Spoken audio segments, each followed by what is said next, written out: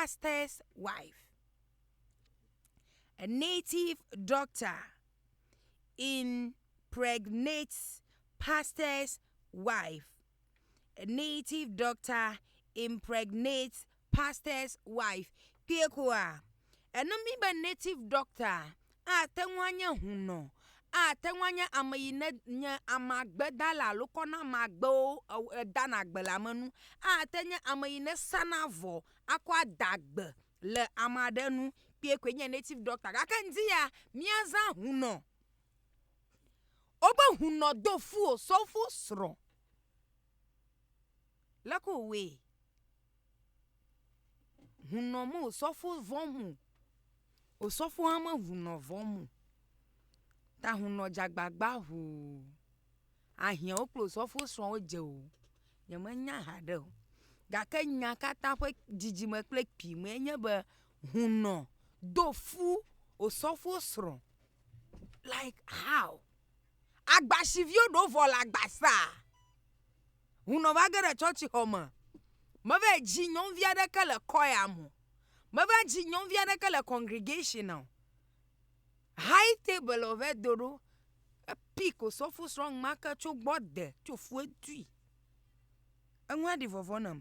Kobi, good morning. Good morning, madam. Apo mo tode. Ado. Mashamo fon. Akba. Obo huno do fu sofu. Why you laughing? Masagomu. Alo trodo. I won't put them. I won't know. Mazama mkpokwe akodo agbenti boko na yabanya selogata. Niga jipo ye bojo gboninu. Huno majagba. Oh, kejo. Hache pola oli. $1 ame okodona hara la church. Oso trend injury. Ye nya poni. Amagbo melebere selection gbogbo oli lo hamavi oli.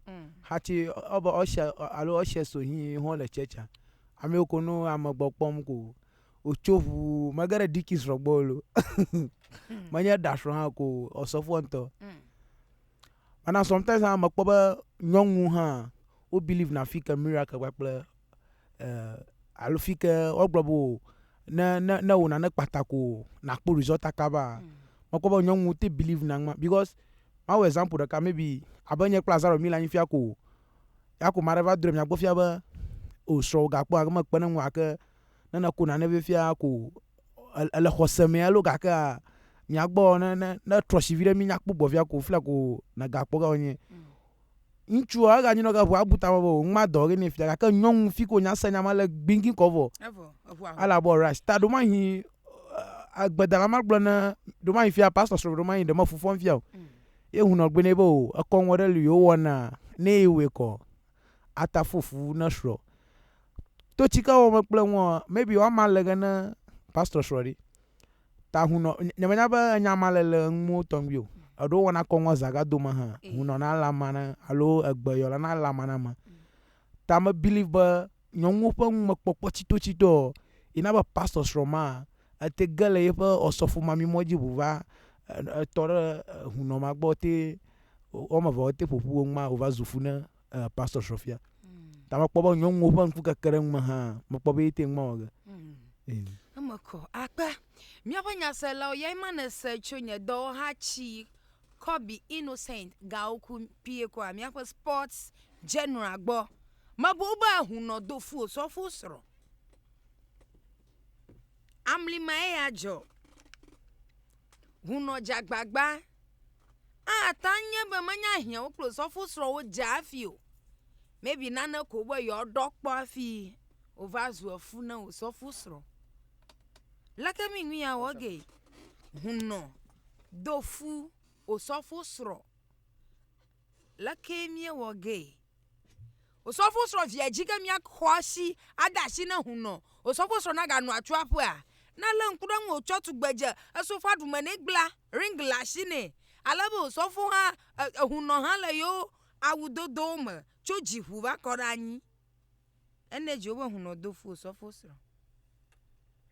akpa madogbanti na miapanya sela okpla wonto hunodo fu so fu shro anya ataka mavielo ala kachacha ma okaka kafi vawe ba osofu shro na va kada hunonchi ova ifudo fe nyama keketa nemanya nemakaleji be edo yoyo ɖe xɔƒo yi ɖe hunɔma gbɔ alo nu ɖe fu ɖe ne wobe yakɔfie hunɔma fi wova dzɔ le dzi nenema ta me ya me naneke o ke hunɔ ɖo osɔfo ɖo kɔ da bɔ me ne hunɔ na take over osɔfo mamia na va zu agbadada ate edzɔna ɖe ate edzɔna abletane ananeke me megble tso maŋu okay akpe osɔfo ɖo kɔ da bɔ nyama me kɔ hunɔ na take over osɔfo mami asafo mami na zu agbadada otso ta abla ne su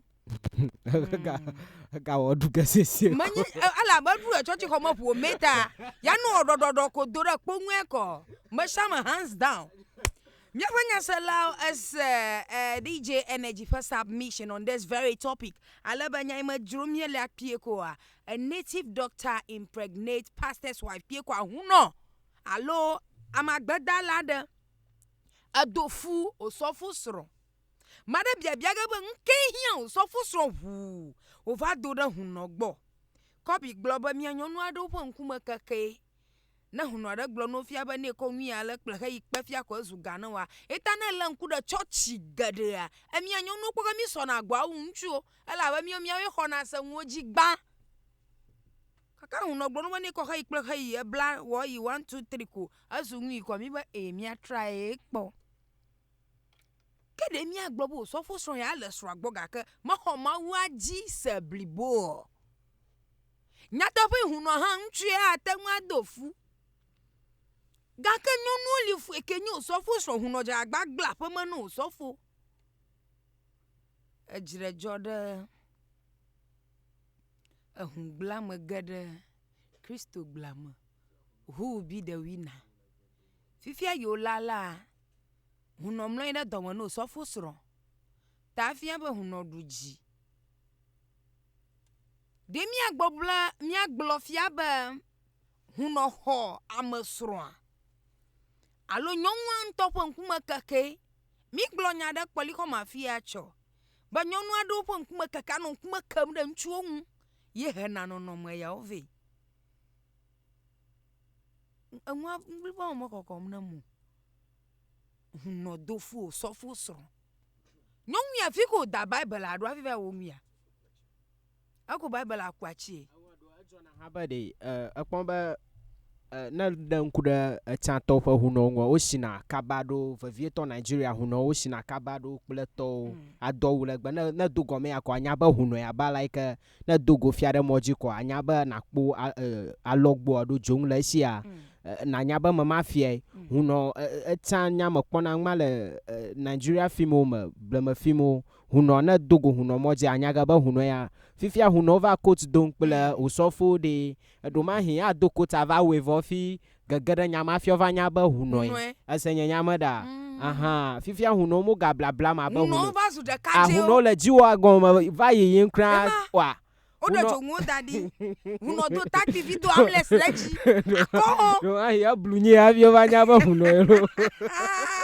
hunɔ le takti me tso amles do ayo dzi o na lɔvɔ mi tso ŋma wɔ vɔ fi ne va nyanya be o hunɔ avɔ osɔfo srɔ̃ nenye vɔ fu hã va vɔ leke mi ŋu ya okay gbɔwo de what is your take on this anya yoga le 0550013423 g 0550013423 na yoma gbedona me nye mi na miagble madonu na obe ne wanyo alebe nu ine kpɔtso nya ŋua uhana deri miasro nu le miani ogbo novi gbanto la fi wezo mago calibre na wanyo nta afo madawo ko nya ba fo ngo fun agbata ko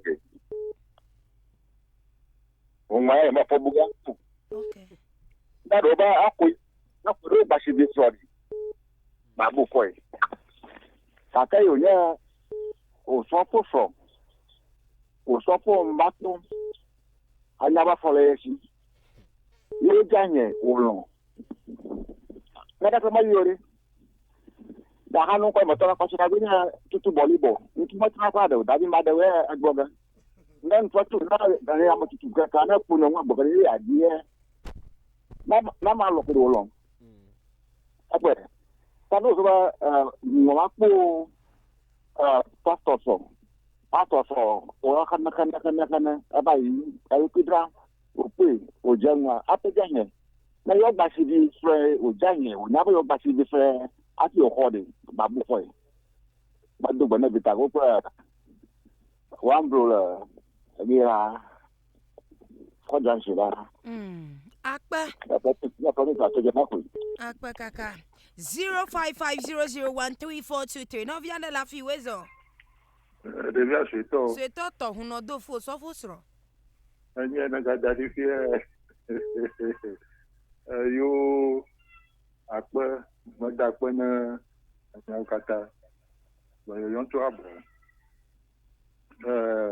o so fo tro ma de na da gba nya ma fo buga hu no abale fu yo la gbanto gbe na nya ma fo buga hu no huno de goti o so fo mami nde awo tu wo o so fo mami anya pastor o so fo so o da si de sinu awo iregbere agodo da ko mo tu no gbo agodo da ikata tu no won gbota pastor o so fo na da bo mo abanya dan ko no na da bo Akpa no ba na bo mo yo akpa otozu nga agbadada opo asafo mami azo agbadada obletani so fo e bo so fo mami ko azo agbadada lo Akpa amako sasela la me ke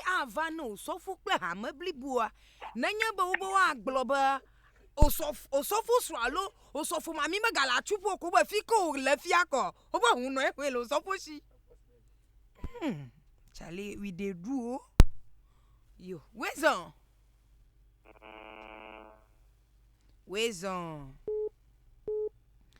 Apoto fiava, where's on? In Namigwe, No, I knew Queen, Quinto. a who chief you have a community conditions a who. But your home blue 7 died there. We know the full sofa so peppy had the whatever. I tell you. Queen, my brother. Young man, Makarajiba software if I gunda de Naya. That a little for Jimakaka, Makarajiba, no lavado for Holobo. Alaba, open up the other soda, not swimming on your book. I feel in your garama. We never mind all no that you know that I think I go to Madia Nonia, I'm Bianca Kua.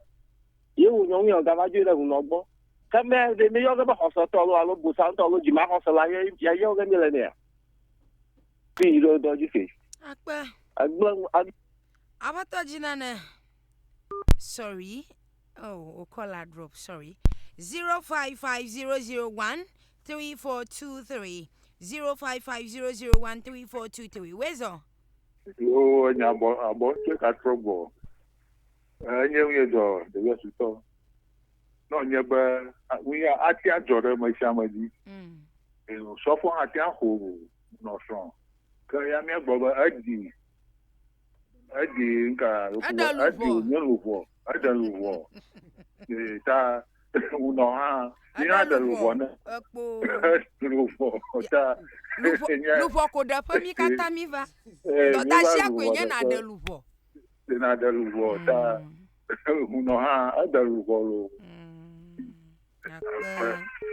Where's on? Hello. Hi. Yeah. Good morning. Good morning. Mkonya Mike wa nyanzu kawani. Nyaro ko kunaba usoku sro. Hunwa zamni vukata fudoka huwa. Ete kauna. Abo usoku sro ni usoku tamudu. Yo, il sera paré, Robo n'est pas dans le show bon à Gaya Moubo. C'est un combat, on va, de Duras, où il y a des photos. T'as au sofa de Lubona, Hama, Aqua. Miato alode osofo mami do gbagba jembe aba de lupo na ma wu afi wa cho ya bo hunde a do va de ya mama kolo wezo Minami Blake. na wanyo Yo, Malakuku Mana Agbanji Kata, from the Utajawu. okay Yo, anya etekama. Mafia no one so for Bogano, but you for them over so for Mita Rola Key. Would that they have one to Wabo. Long way to Alabo no Naba in Mau Unola Srokoa. I get to put a shot in the Gabo to go to Namago. Ye no Janya, Harry, Magberbo, Yellow to Boho. We're going to learn a mamato for her for our Mona Van, no Mamma Deju. akpa ala nwa lafia sofo dofu o sofo sron bakaraji we mako sofo adofu o sofo sron keko asafo mami ba awe atrozo agbadada bo hu no bleta na ye lako joy ha alo hu no do afọ kaji no osofo mami a adidi va down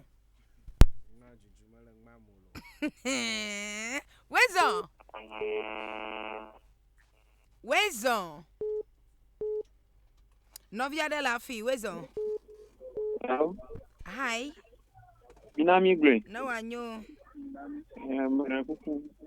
Enye mi dawe church uta. Okay Ogwe myangu no la de tofu so fosro Enya ma jore.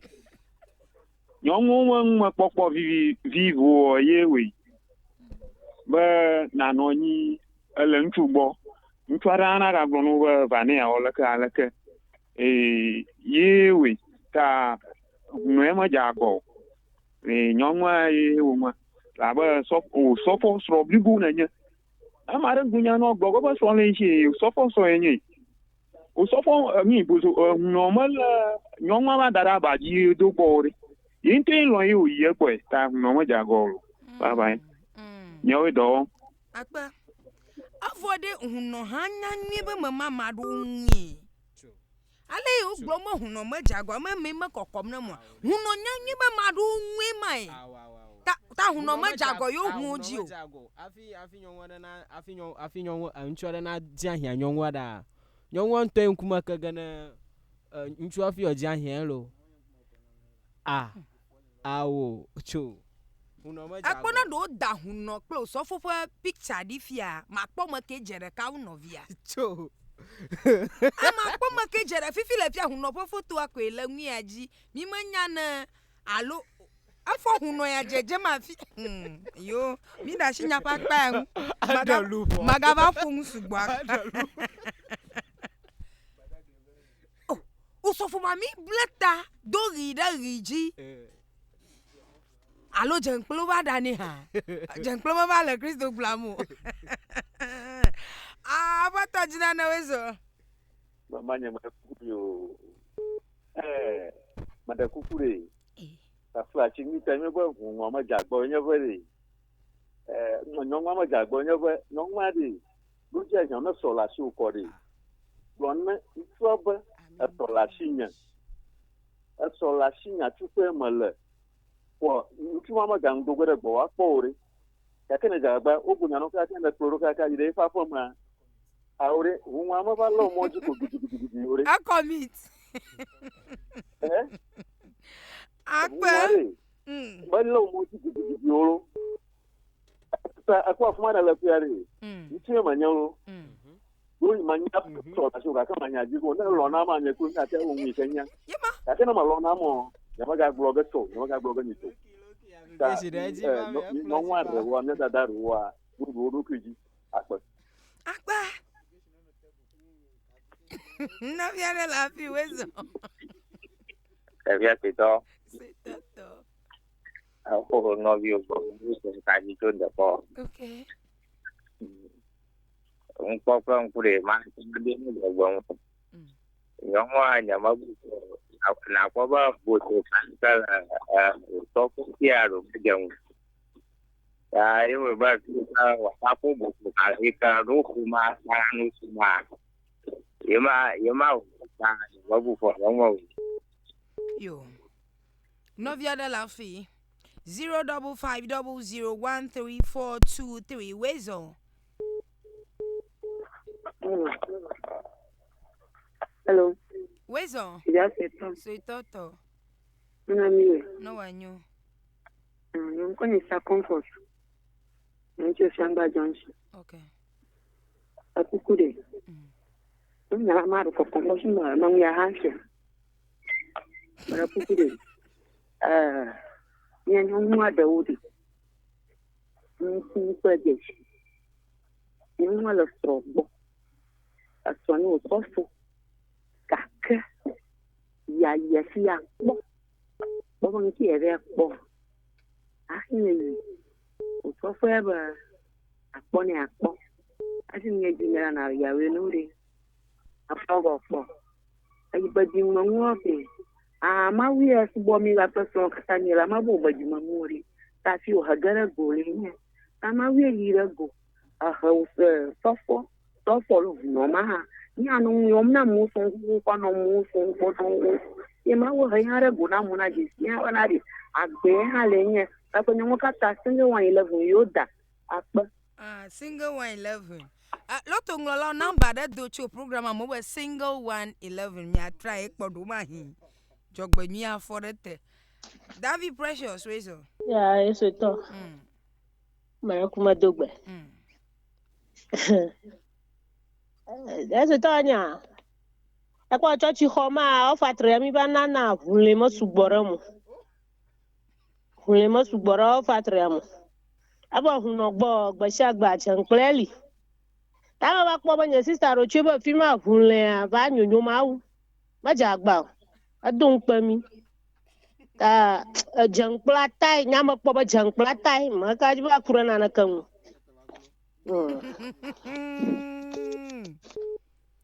My body. Alu huno do jere ka wo sofua. Wezo. Lẹ́yìn ṣe tán. Agbe to den dia mofo. Bá nà lọ́mọ bá jọ ẹ mà. Yọ̀n ń tọ́ bá gbò mọ̀.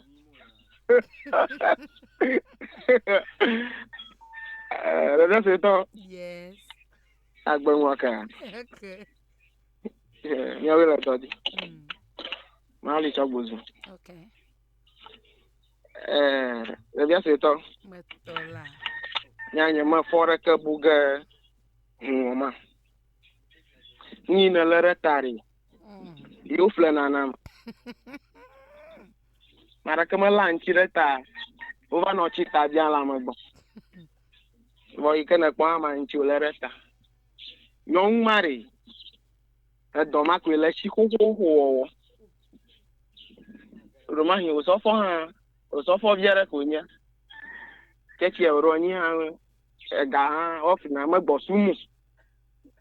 Egbe kalabuli inye baje bo to isi bubu afi agba na dagbe ka yobe o to hu ko afu ye manya nwo yi na re to jifu yi na kana nye kporo na nyonwo ma mle obere te fara ka oro o chofu o so fo o hunli babi ma nmu kata o ma wo gbara ga oji o hunli babi ma nmu kata o ma wo gbara ga oji ala bana va kpo gba fa mi va ka fie nyo o so nyon chechi to kle nyon vodu to kata ashira ka ko chamula mara ka ba shi ta chama to bubu na no so gbo ga no fi bubu yi ma e pa shi ko chama nyon mula Oh, Sorry. toto. Miata abla hafia klo ikoti. Globo mia do motor. Midwe.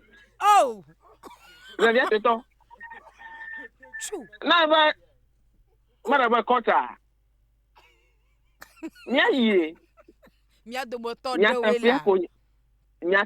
ko nya tefe. Ma mia kata mia do motor do we wom la. No ba nyongu yo le ka fata fati nyongu yo le wo so gbo o ma fi bu to mo ma do mo no re. Oh, la kenyanya. Ala ba gba fa nya ka nyongu ya po. So e bi yo kata le via ji mo la ve na ntu re. Do ba o vi onya. Nyongu ya le gbo ya fi bu kala choko be fofu. Avi ma de ka o ko ga na ko jo ko ga na ko shi. Ezado na mi onya de bi na no pe da na zingri tamanu. De bi eto. Nye to nyongu alo nye dada nyongu ade ore. No tro shi oro kyun. Onya ba nma o ma woni. Nye mama o ma wo do ya ore afi bu ore. Nye mama o li. O nye to gbo gara so pa o. Ka ko ma no nye to gbo gbo ba no ha bu wa. Ebe no ngbu o mo ore. Oh, bokola mako. Nke mi ba o ba de to mo wo. Yo ka fu mo na bu fiere. Roje ba nyongu na no gagara kama. Oh no nyate fagbon aba ala do baba ba nyate fagbon man. Nke ba ha mi ava ni gajiji alo fodo gato to nke kleme ngwa ngiji ka onye o ma nyonwa de ola. Awu nyon o so fo le. Ma de no po o so fo nyon na meta na ire gboro. Luku na peran ya o so fo do e. Awe ma gato gbo ba do le hu no gbo. Po hu no ma do na kere nyon ma nwolo. Nyon wa fu mo la do ma hia pe ba nwu ma ro so so ju fo. No hema mi ba jereka ejere aba ma ha ga nyo ko ma nwu kata mo so so ra mo so fe ta ma bu be gba ma ro nya dodoro ne ka ke ma su gbaji e na ji bubu ka kana yi ji kwa Avo. 0550013 This message is coming from Anonymous. Alebe, good morning, Revival FM. Love goes where love is. The woman is not at fault. She might not be too comfortable with the pastor. That is why she moved to where she can find true love and peace. Pia kwa novi anami godasi ya gboglombe. Nyonu ama jago. Alabe, lono yina da fi lono le. De o ma hi nyonu afa jima jamalo sofu agbo eta otro yi de sofu agbo do ajolo sofu gbo yi de sofu agbo agbo yo messages ado le mi afa Facebook wall Mike Adatoba, thank you so much, you welcome. Stardom, but this is funny though. Michael Ayuku quiz, good morning, I'm watching you live from Liberia. Native doctor is wrong. He mean it before he do it. Okay? Thank you. Ask someone to watch with you. Invite someone to watch with you. Drop your comment. I'm gonna read at the right time. Yomla 0550013423 05500133423. Anya inumi ang bladam chonji enya hunuada dofu osofo sro. Na dobo hunuada dofu. Yo agbasa me via de fia. Yeba. Donya kokpone yo wene. Oh, fike huno ve po osofo sro ale. Very good. Osofo sro ha adona gozo na bloji. Huno ha dona gozo na bloji. Chanko nanya ba dogu amado onya huno a. Akpokpo jigbanto ko nya ba me ya huno e. Ala ba adwonwa do kpogele fasi. Alo fa nu dodo kran kpoge. Fia huno do amless. Do tapi ko bag kwabo. Manana ka como sego. Wezo. Yo.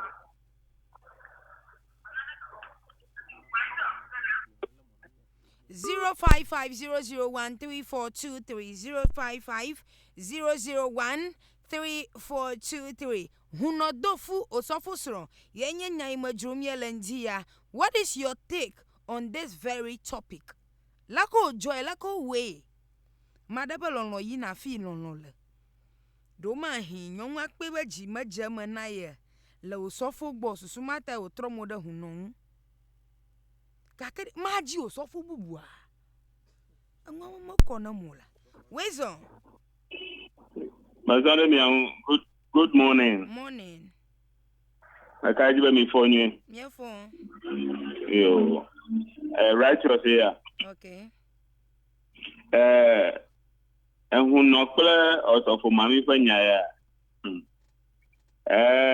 Le enyanwu ke nyenye mese afiba nyatosem nti enye be. Osofo mami a oba mapochomo. Yeah, so far now we do better Mara kuku magagble mi apa topic ana mi onya mi dadi adangu ma na manya ye wa kama da odala akaji taflachi 0550013423 0550013423 native doctor impregnate pastor's wife native doctor impregnates pastor's wife yenya anya inela tu amagba pie ko a osofo sro ali alabala nyanwu a ahia ojo lako dalava joyo osofo sro ba fofuna huno osofo ali manya doku alagbe alaba huno va wo odoyo jabo osofo na wo huno va we de tefa ma we kojo awe gle evidence di yenye yiba afu ejenyon asi le gbowo de lake mi nya ya digest gay nya toponya wo nya ba huno hanchu nya atenwa dofu gaka me yo adofu aima ya nyonwe gake osofu sroende huno ponkuma na osofu akpan bia bia nya osofu atenwa we na huno sro osofu na kpo amade fianya be me ahuno sro ko osofu na to hiada hu a osofu ti woga wezo mazo mina mi ble na wanyo le ni popo chinu a no ma jebo wa blame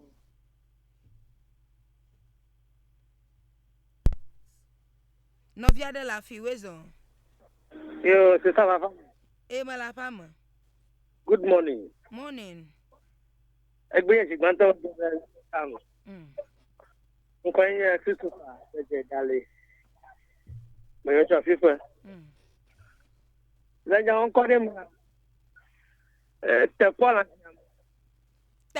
la hiama. Te po la hiama. E fi o so ha ko na se da po. Shu. Mahama atengwa ti afo. Mahama sro. Atengwa ti afo. Ala gauji mila miadu. Na lo no. Te Avo.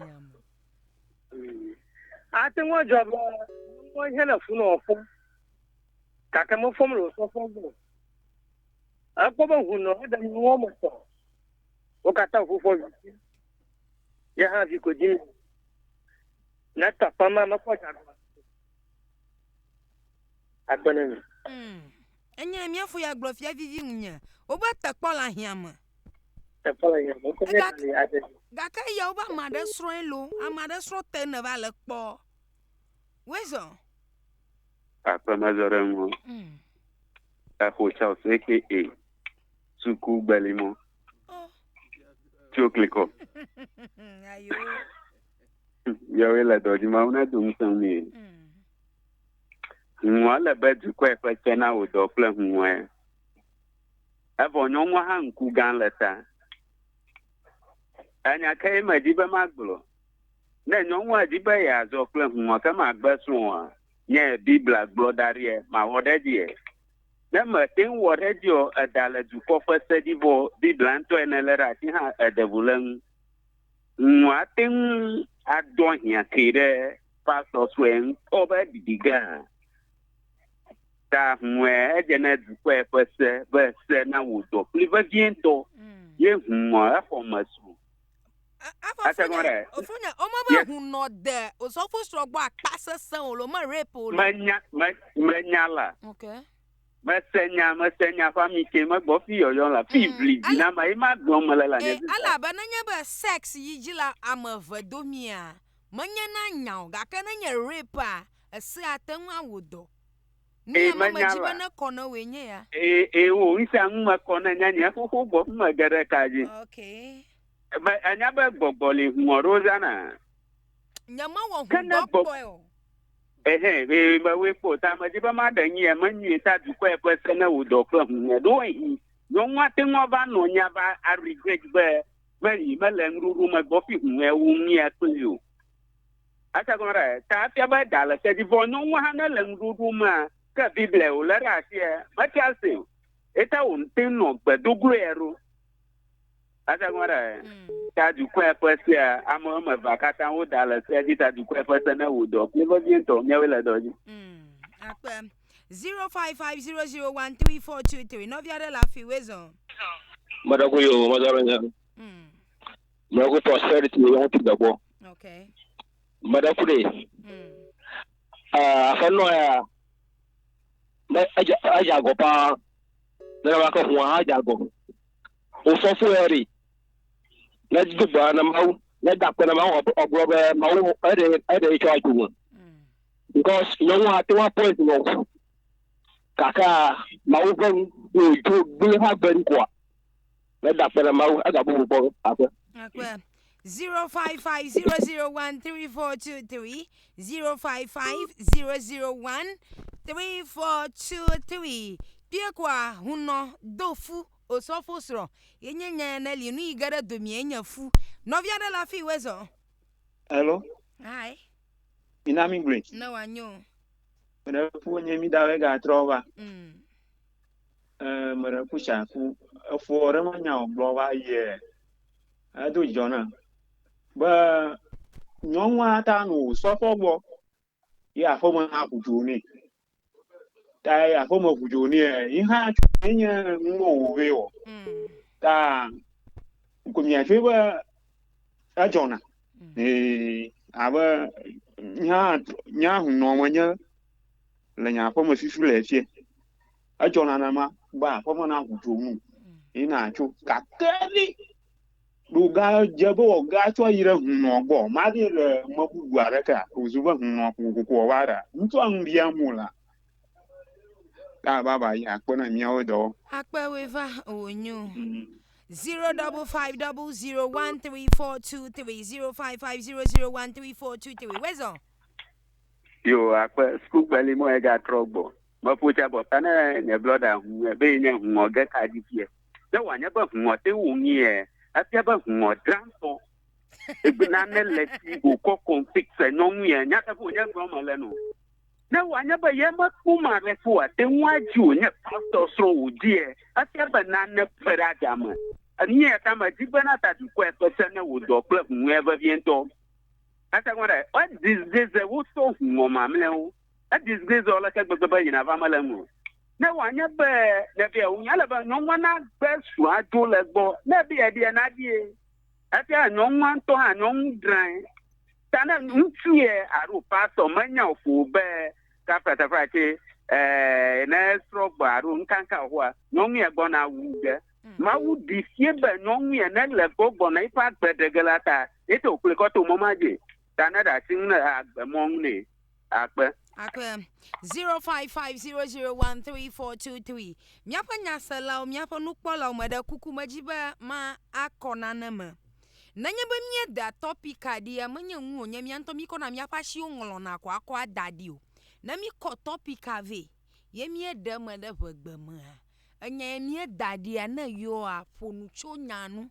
gaka nanya baba bi akoto akwa eva cross miato a mi malonlogo ala ba na kwe cross e kwa via ba mamla yo maje anwa sasa chu gomajejawa a chakao mi malonlo garajio tamada kuku na mi danya de ale mi dedi kwa danu ama na mi na ma mi asro nu gbo ha na asro nu mi agbo ha na mi akata mi apa ngoyi akpa ba sakpa manam no via de la fi wezo mazara mi an okay agba nwaka okay minana miawe seto mato topic ya avivie anya savo eden gbalevie amagade akpadanto nya plan ba hu no ele bo play the court nya mara ka judgment nwi pie ko maje magble nya ba machichu no nya ra gbo ba ne ba yawo mo Russia yawo mo flago asa nya mago mo na o ma gbogbo ba no ya va lo so fusran ali apasese ye o dagbo va sufu topic gbogbo ba no do fu so fusran anya ya nya ga ya ba mi abuta ma chonchi afudodo ma sekploro ro la ni ho na yo kata vi afia fu na va afudodo ma sekploro ro la mara ku agba nana molema matere sekploro rogo dama apa sekploro ro kwenya ba mikata mi nya do na cho fuma ni do na cho fuma yenya ba vi gake me ya gblɔ mo le fia menye ɖo gblɔ be nye sɔ hevi lo aro nye adolescent gbɔgblɔ me hu no yi ke nye ŋutsu fu ŋtsi nya be fu vie do na tso me ye me ya nye osɔfo mamia hã osɔfo srɔ̃e wo fia na ŋku na ɖe srɔ̃ ɖe ŋtsi fia na ŋku na ɖe vidzidzi ŋtsi ta ya me ya ŋtɔntɔ fɔfɔ fia hã le nya nye ŋkɔkpɔ tsi me nya ame gbɔ lo fɔ tso du me ko nye fia be wo de gbɔ ko menye ko fofo osɔfo srɔ̃ ame tsitsi ta afi na o ma ƒe dɔ hã eƒe aɖe li ne xɔ ge yi ke wɔ ɖe asi wo ba te ŋu kplo ha ye afi na nyo sɔfo srɔ̃ hã le nya ŋkɔ fia bo sɔfo antsi ta wo ɖe srɔ̃ kaka o sɔfo mami va le si ta ame mo kata kɔme tsitsiwoe wonye ŋku ɖe se kple ɖoɖo ku ɖe vidzidzi ŋtsi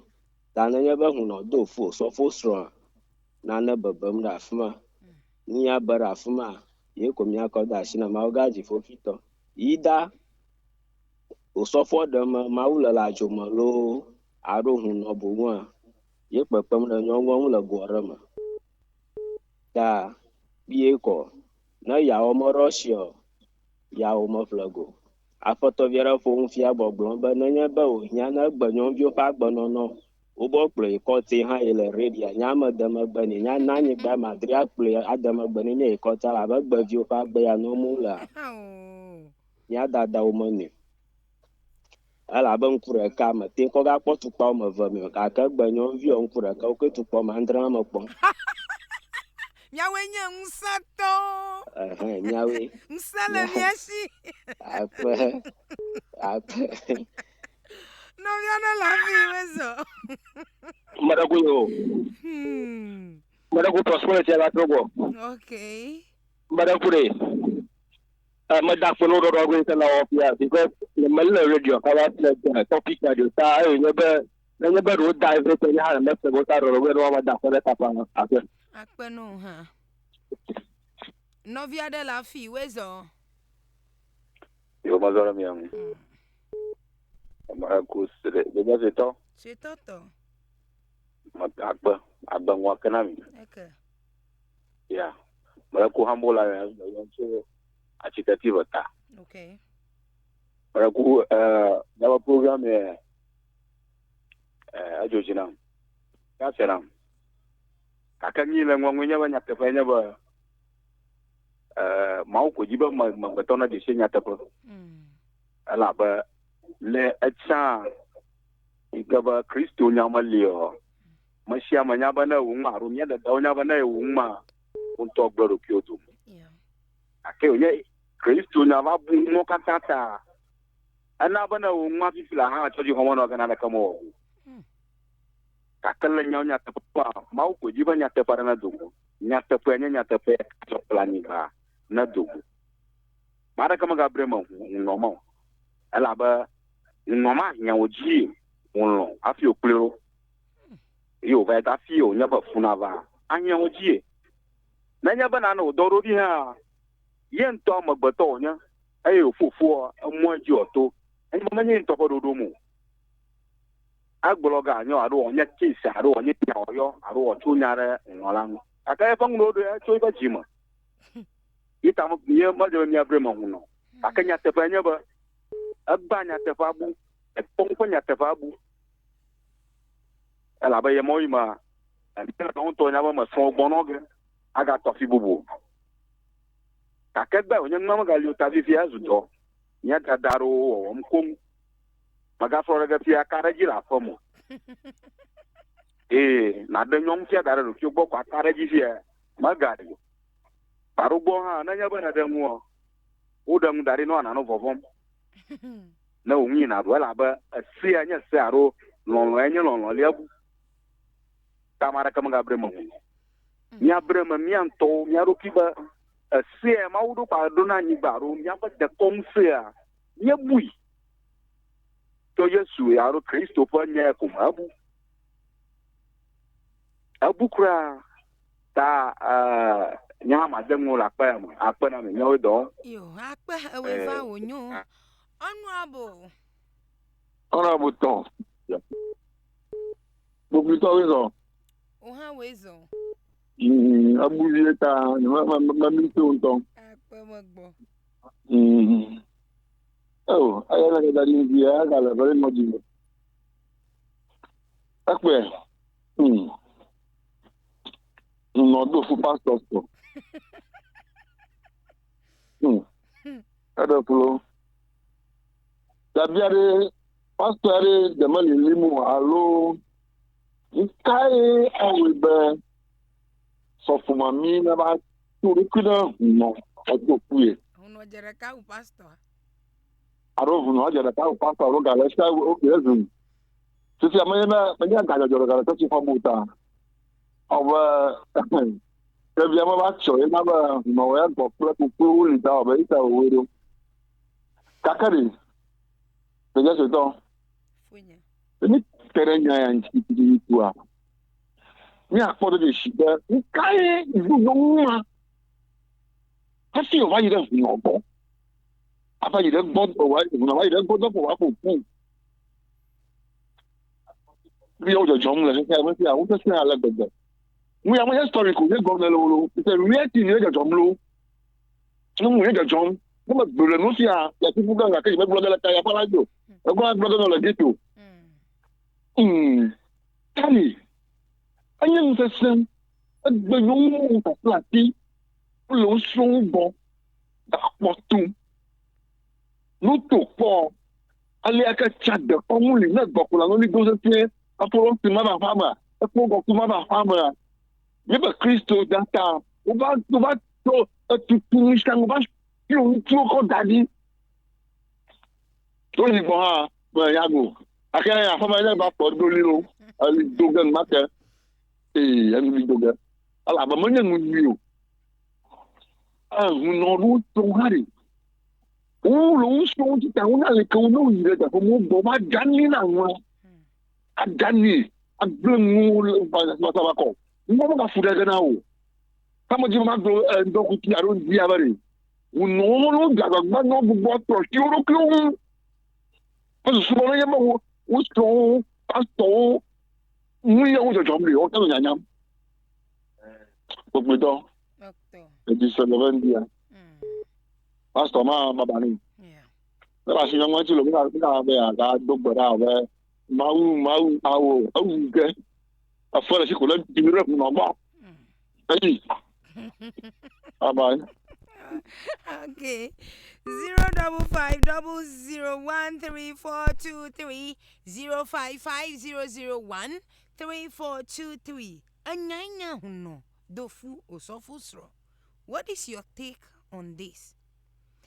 Dema jamba huno vadu amadafa nwa.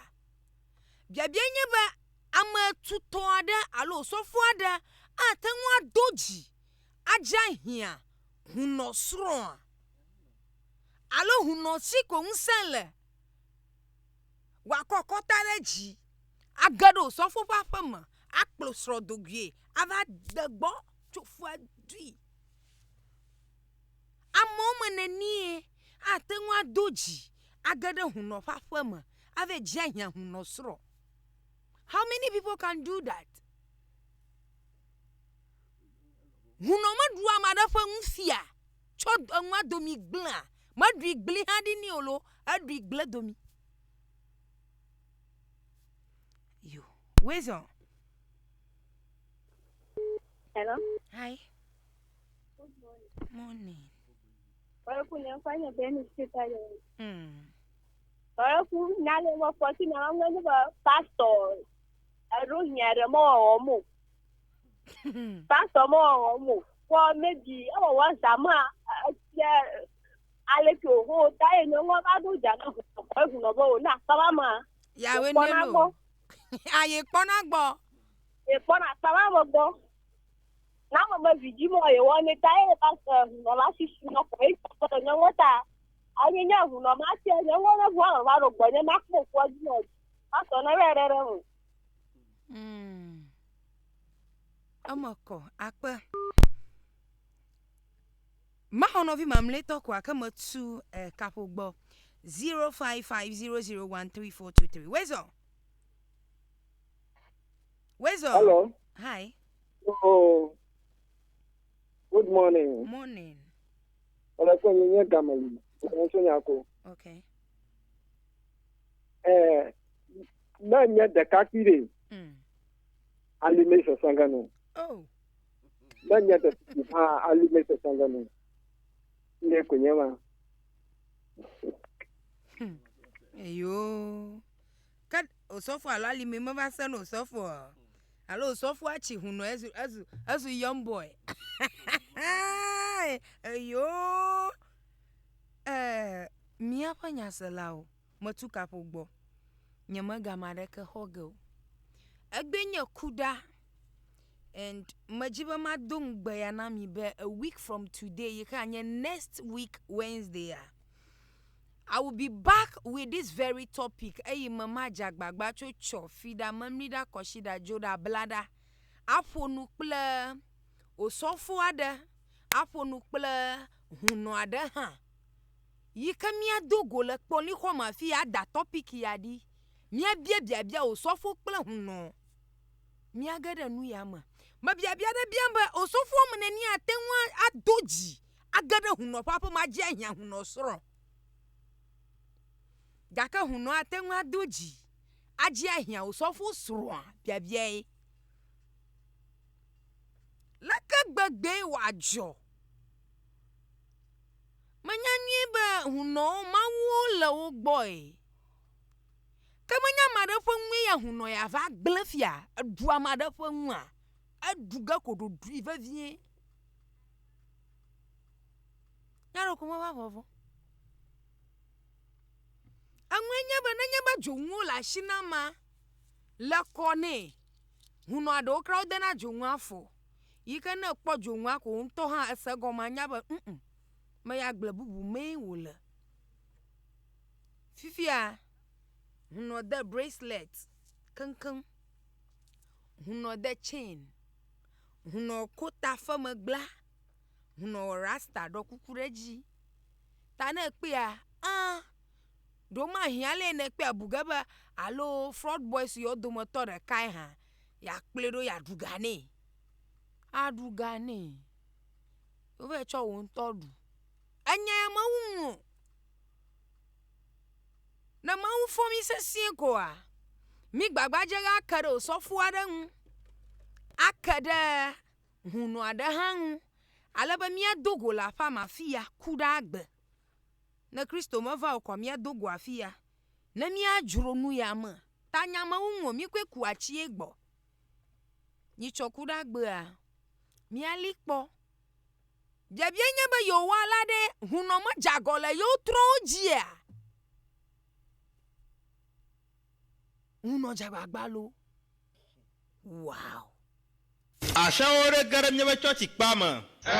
Vale gbagbrom na pastor be gbere gbebe do.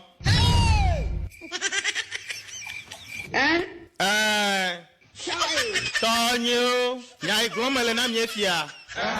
Enya potolo kojoma.